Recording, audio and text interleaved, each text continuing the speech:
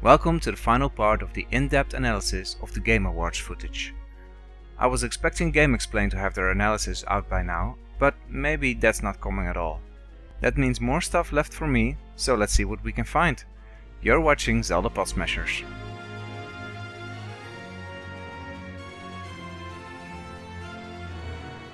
Let's quickly go through some obvious things.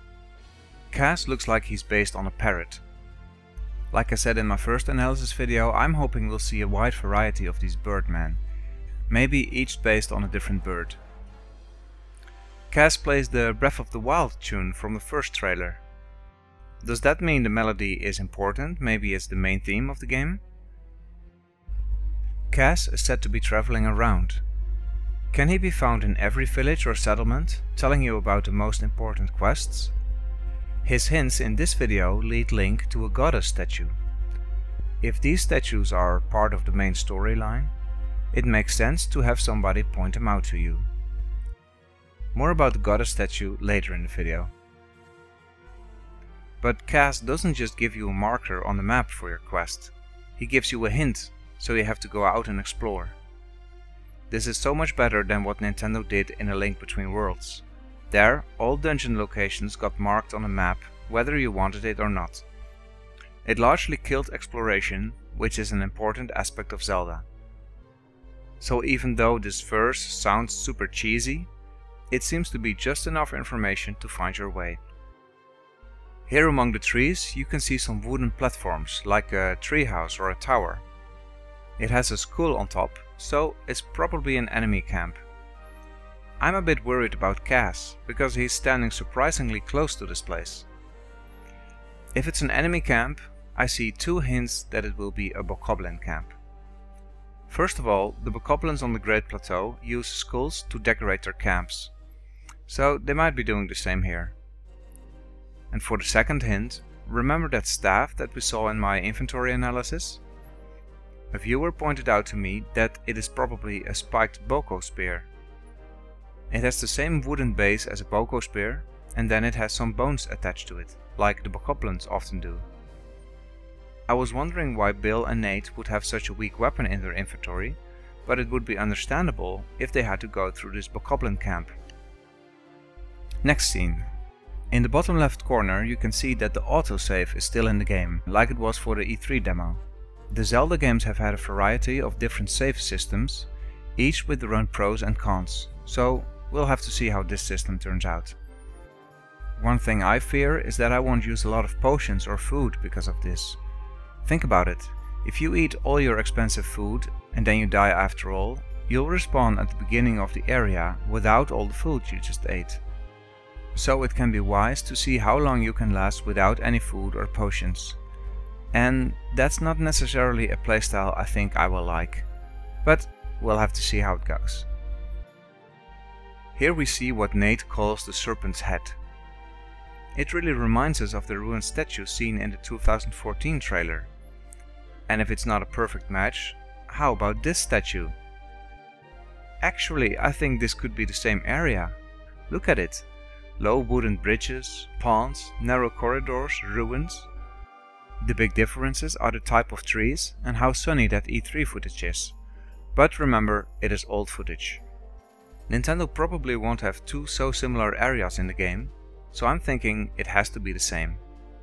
It's interesting to see how the area now looks a lot more like a real jungle. And now that we're talking about this forest, I want to point out how big it is. In other Zeldas, the whole forest area would be about as big as what we saw here in this demo. But in Breath of the Wild, the area is probably a lot bigger than the Great Plateau. Here we see the new Lizalfos. For a while I was wondering if they were actually called chameleons, but probably not. They drop Lizalfos items and they fight like them. But Lizalfos are never really consistent in between games. It seems that this time they are based on chameleons. You can see the curled up tail, and in this shot you can clearly see that the face is inspired by that of a chameleon. But this isn't the first time we've seen this new Lizalfos in Breath of the Wild. This character has been a bit of a mystery since E3, but compare it with this shot of the Lizalfos. That's a perfect match. So apparently we'll encounter the Lizalfos throughout the whole game and not just in this jungle. Then I wonder if there are actually 2 or 3 types of Lizalfos. One kind seems to be on guard. They walk upright and warn others when they see Link. They also seem to have a green skin. This is in stark contrast with the Lizalfos that are camouflaging. They lie on the ground and even look like statues. In fact, they were also hidden in the other Lizalfos scene, here.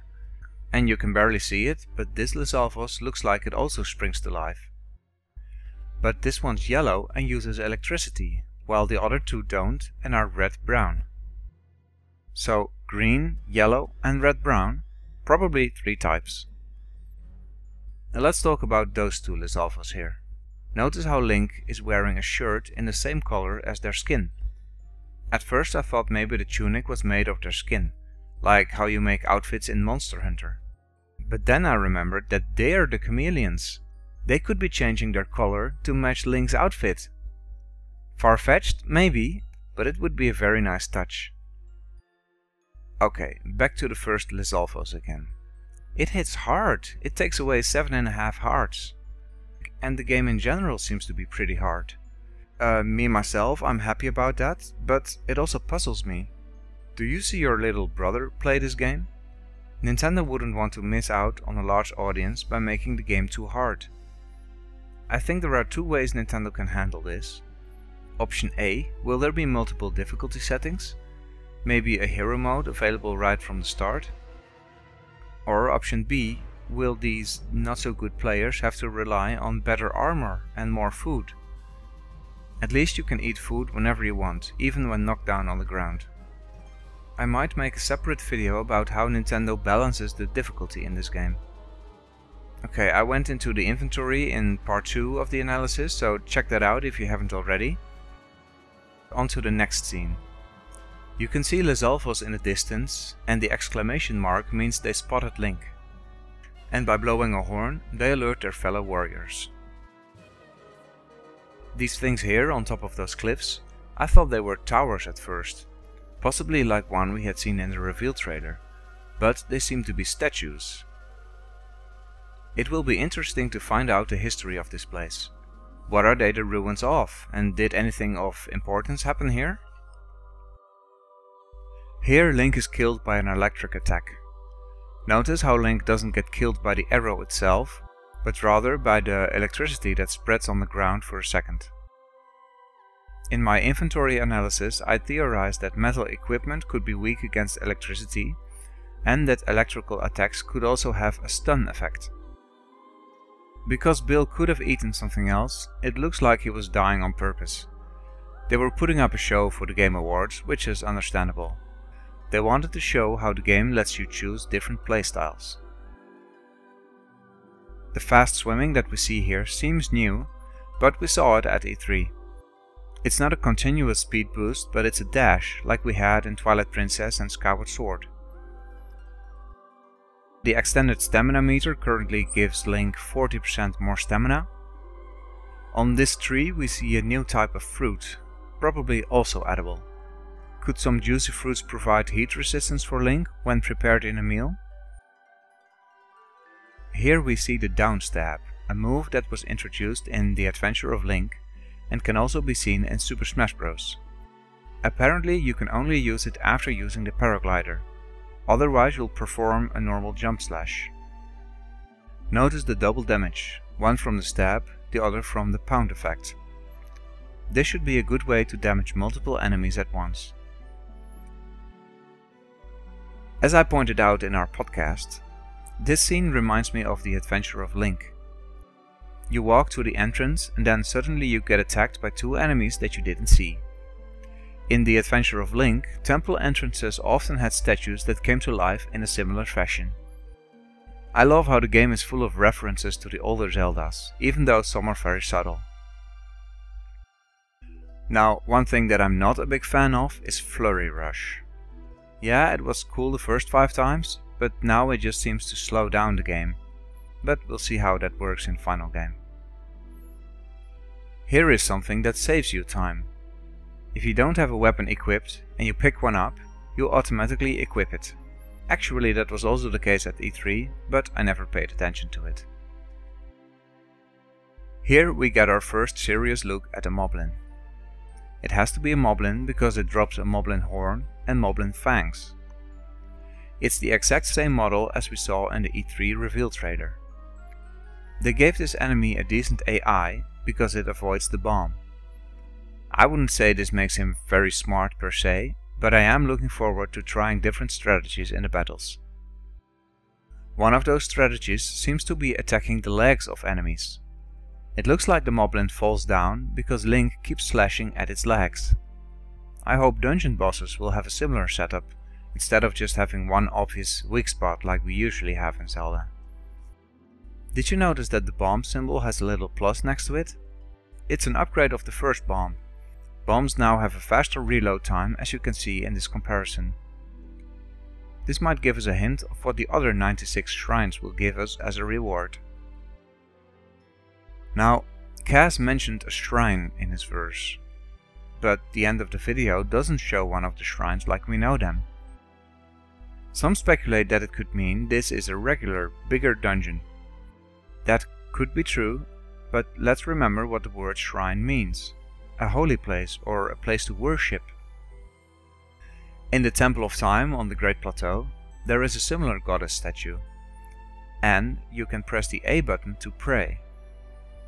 I'm suspecting the goddess statue to be the shrine that Kaz mentions. The question is, what will happen when Link prays at such a statue? In Skyward Sword, Zelda set out to pray at goddess statues in order to regain the memory of her previous life as Hylia. Could something similar be the case for Link as well? Is this how he gets the flashbacks that we saw in the story trailer? This way of storytelling would really excite me, and it's another topic I want to discuss in its own video, when I have the time. The YouTube thumbnail for the video gives us a look at what was hidden in the bottom right corner. It shows the minimap for Link's surroundings, and it certainly seems to be a wet place. The temperature is a lot higher than on the Great Plateau, but it's not so hot that Link needs special clothing. The new addition to this build of the game is the weather forecast. It shows the weather now, but also for the upcoming hours. It should help us get ready for dangerously cold snowstorms or the likes.